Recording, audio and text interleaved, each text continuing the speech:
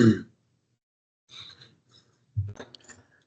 morning and welcome to the Berks County Board of Elections meeting. Today is August the 7th. It is 11 a.m., not 8, is 11 a.m., and we will call the meeting to order.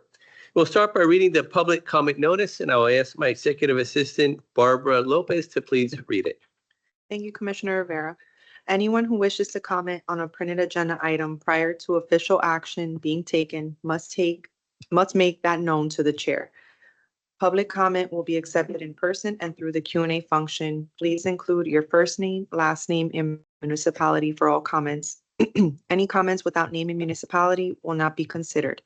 Each citizen can submit one comment. Comment length is dictated by limitations of the platform being used, Teams Q&A.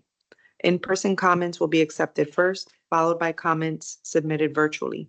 The meeting comment period is limited to a total of 30 minutes, including both in-person and virtual comments. This time period may be extended at the county's discretion. Please be concise. Comments that are germane to county business will be read during the meeting and should not be considered to be interactive dialogue.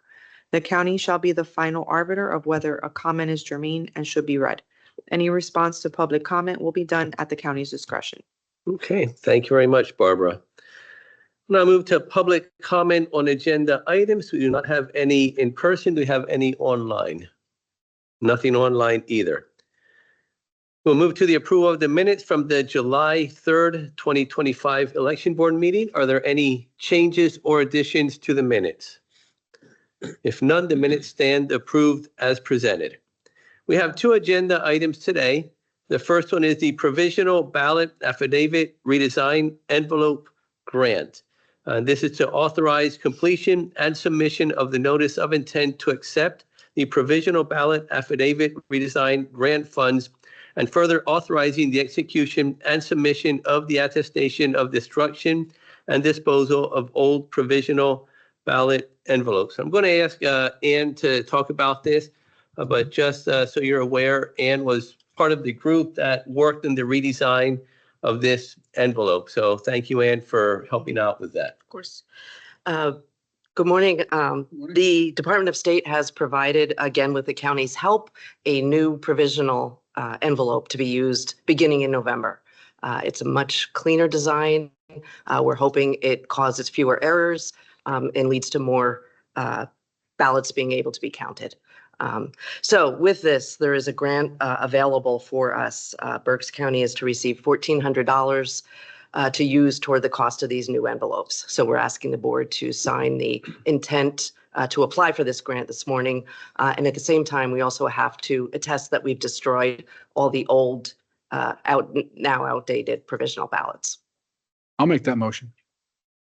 I'll second the motion. We have a motion and a second. Any discussion? All those in favor signify by saying aye. Aye. None opposed. The motion carries.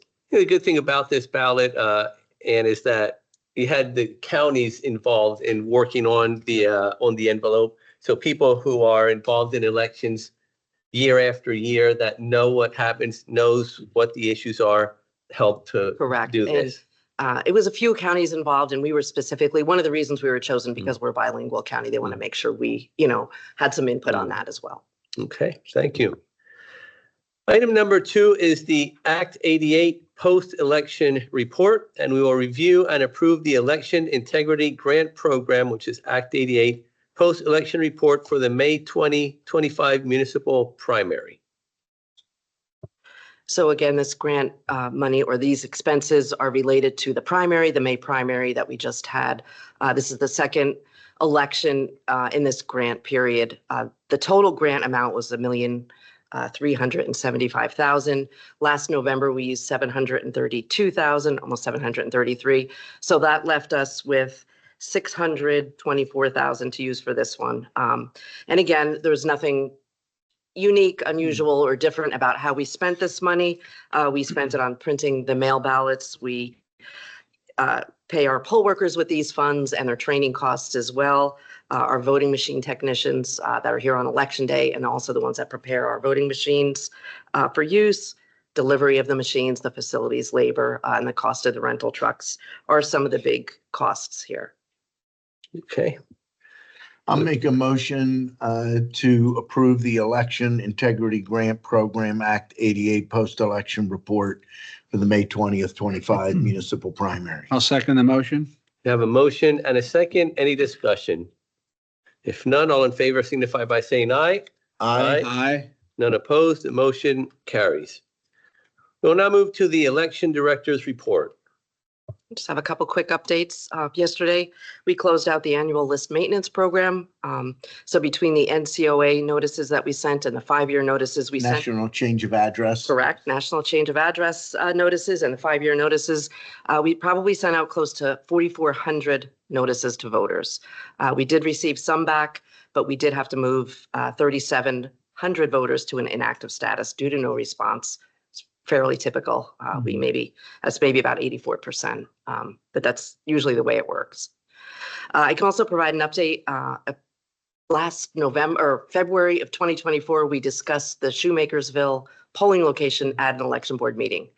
That polling site is currently at an elementary school, and the school, due to safety concerns, was looking to move it out of there. The Borough Hall was not ADA compliant. But I can give good news that they received some grant money and they are upgrading their parking lot and sidewalk to make it ADA compliant and able to have voting there. So we did meet with them last week, looked over the plans. They're on a great path to get this complete, and we're looking to maybe move the voting location there sometime in 2026. So that's good news. Sure. Yes. Just to comment, Yeah. one of the council members goes to church and he commented on the meeting. Yes. And they're very excited about it. I'm glad that they were able to take the right steps. Yeah, so are To we. get that back Yeah. at the Borough Hall. Yeah, it's absolutely And good the news. intent is not for this election. Correct, It's right. for next primary. Yeah, we're hoping for the primary, Right. right? Okay. So that was good news. That's all I have. Okay, thank you very much, Shan. Have general comments from the board regarding current election-related issues. I have nothing. I have nothing. Okay, I have one item. Next Tuesday is the National Poll Worker Recruitment Day. Just can't emphasize how important it is that people step up and work our polls. We have 202 polls. How many poll workers, Ann? About 12. It's, 1,100 to 1,200, yeah. So 11 to 1,200 poll workers at each election, and it's important that we have poll workers who want to step up, who want to become a part, get a close-up look at the election process, because you are the ones who are there making sure that our elections run without any issues and run safely and efficiently as well. Also, thank those who are there year after year, because although we give many trainings, there's a lot of information to know to be able to become a poll worker, and the more you're able to work, the more adept you get at it. So please, if you are not a poll worker, please consider becoming a poll worker. Again, the National Poll Worker Recruitment Day is next Tuesday, August the 12th. We'll now move to public comment. We have one in-person public comment. I'm going to ask Jeff if you can come up, name, municipality, and you will have 3 minutes. Okay, thank you. Good morning. My name is Jeffrey Wolf, and I'm from Brecknock Township. So my topic is right to know, and it's kind of like a Bill of Rights discussion. The first 4 bullet points we can exclude, and this is kind of a follow-up to my July email to the Secretary of State. So I believe that every lawfully registered voter has a right to know that no district inspector, no interpreter, no machine inspector, no judge of elections will interfere with the voter's right to secrecy in voting unless explicit permission is given to someone authorized by the voter to give assistance in the voting process. The voter has a right to know what actions does the election board undertake to investigate or refer to the district attorney when suspicious instances of improper voter assistance are brought to the board's attention. The voter has a right to know what should happen to their marked ballot card in the event that the precinct scanner and tabulator malfunctions and is unable to perform its purpose, and what is the evidence that can convince the voter that their unscanned and untabulated ballot card will be properly processed. I think the voter has the right to know that poll watchers, representatives, observers, and the election officials have authorization at appropriate times to observe, witness, and inspect the ballot compartments, the empty ballot box, the printed tabulation reports, the scan and tabulation counters, the numbered list of voters, the registry, and so forth, to ascertain that there is no evidence of apparent fraud or error based upon those observations. The voter has a right to know that when 3 or more electors from any given precinct petition the court to permit the ballot box to be opened for inspection and order that the entire vote to be correctly counted, that they can trust that the court will honor that request. And last, the voter has a right to know that when the election board makes a decision to oppose a court-filed petition by electors, that decision by the election board follows deliberation and a board vote witnessed by the public at a posted public election board meeting. Thank you. Okay, thank you, Jeff. Sorry, but I didn't put my name on this, but may I speak? And then I'll ask you to put it on here, Evelyn, okay? Thank you Yep. so much. So nice to see all of you again. The question I have is, when there is a valid question, the people sponsoring the ballot has to have a explanation. I believe the explanation needs to be put with the question. We found it in 3 elections that there was not a explanation in the city of Reading. It spoke to the article number, but it didn't explain what the topic was. I really would hope that you would look at that and say that if you're going to present a valid question, make sure it is recommended that it be able to put the help me here, the explanation with the valid question. That's really key, because in 2021, there were 4 valid questions that did not have an explanation. And then when I went to the ballot, the president, the judge of election, they said, oh, it's down here. So they didn't even have an explanation. So I'm just saying that with this current and the future explanations, that we do it to make sure that's on the ballot, and just a small explanation, not just the title or the article number. Okay. Oh, I'm so sorry. I'm Pastor Evelyn Morrison from Reading, Pennsylvania. Thank you. Okay, thank you. And then if, at the end, if you can just sign this or fill it in for our records. Okay. Okay, thank you very much. Do you have any comments from the board? I'm going to comment on Mr. Wolf's Microphone. comment on Mr. Wolf's presentation. I think it's important to reiterate there is a process, a very clear process. One, evidence has to be brought to the board. This has always been the process. We will not and should not act on hypothetical situations. Number 2, that evidence is looked into by the board, the solicitor, staff, to determine, is this evidence reliable enough that we should take further action? And the further action is step 3, is forwarding that to law enforcement.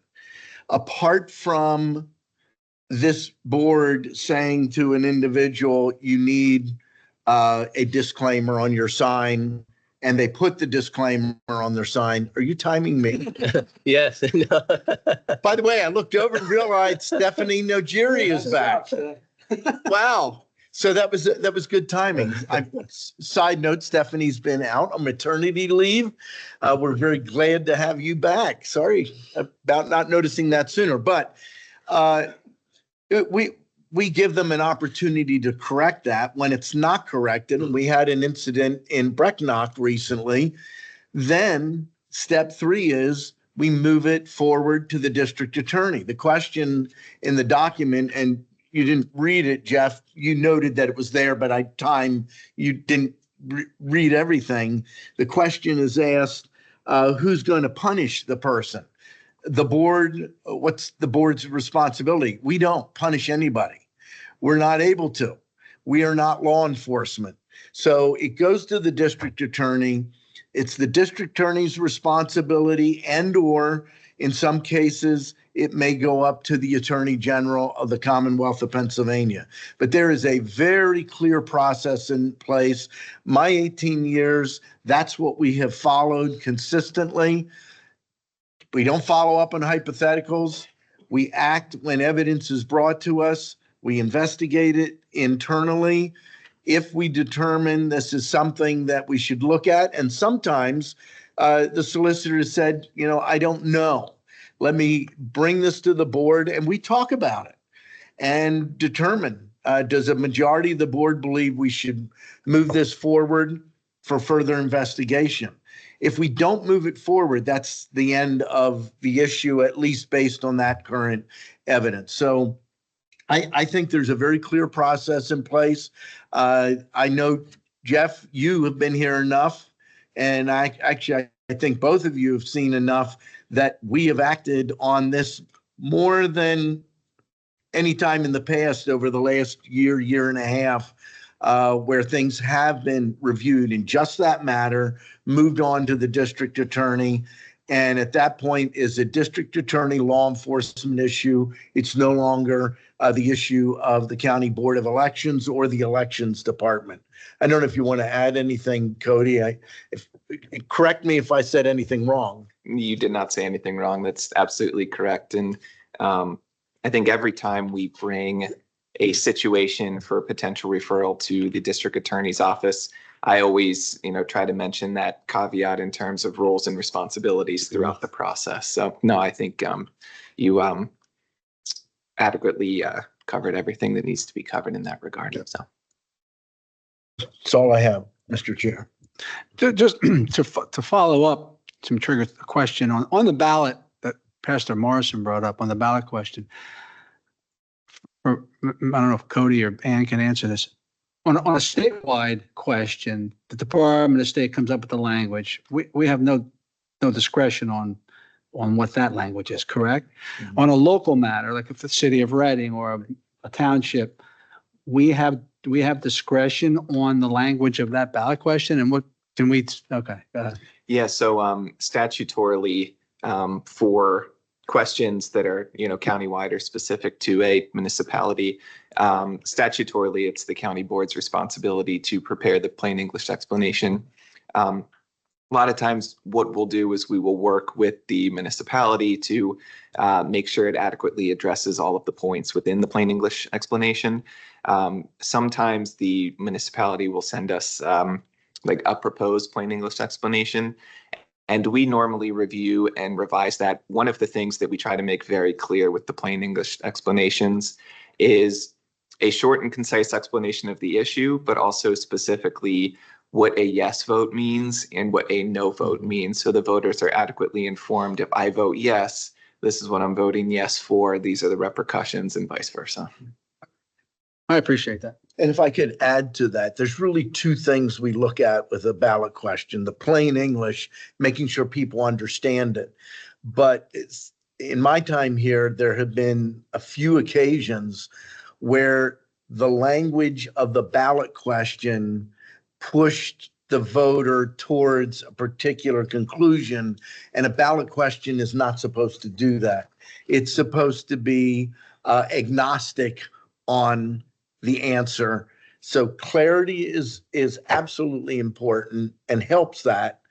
But occasionally we've had to reject a question because it was clear it was pushing the voter towards a specific answer. Thank you, Mr. Chairman. That's all I have. Okay, Good question. Good follow-up though for Dr. Morrison.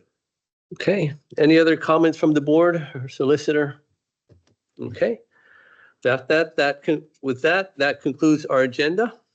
I'll move for that we adjourn. Second? The meeting is adjourned. Thank you.